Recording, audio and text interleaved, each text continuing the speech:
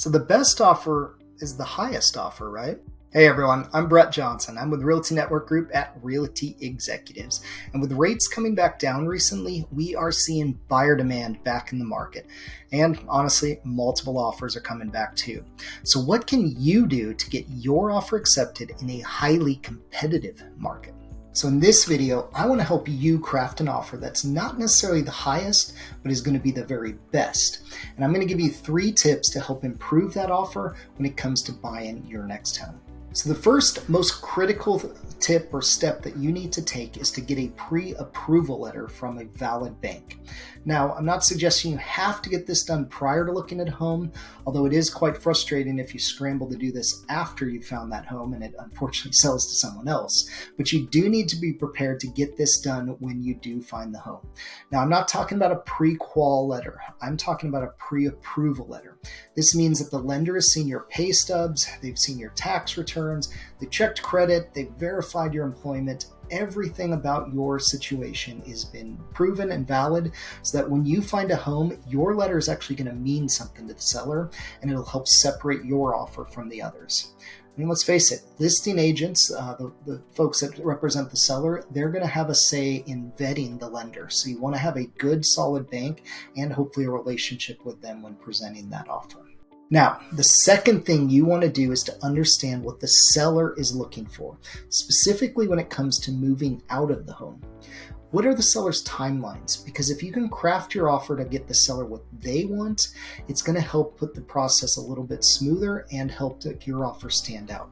So to make the best offer, look at what the seller is making on the money, but also on the terms that you can give them, especially when it comes to the closing date.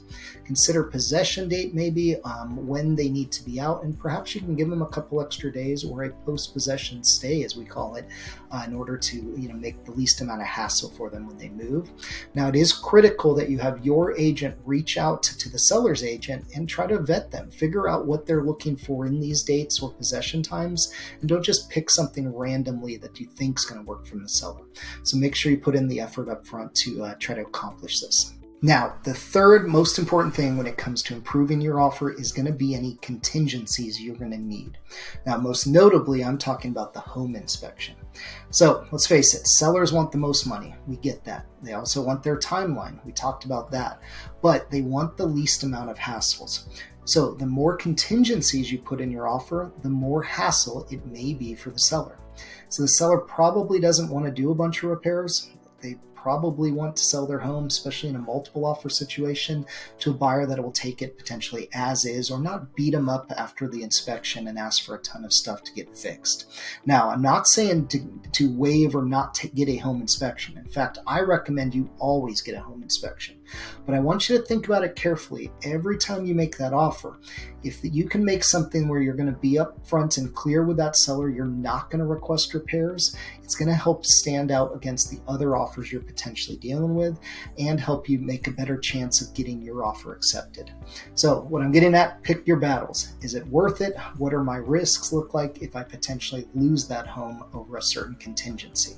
So those are 3 ways that you can actually improve your offer outside of price and help you win out in a competitive market. If you'd like to discuss further strategies to help buy a home at the very best value while also making sure you win out in a multiple offer situation, give me a call today. You can reach me on my cell phone at 602-502-6468 or shoot me an email. My email is below. Thanks again for watching.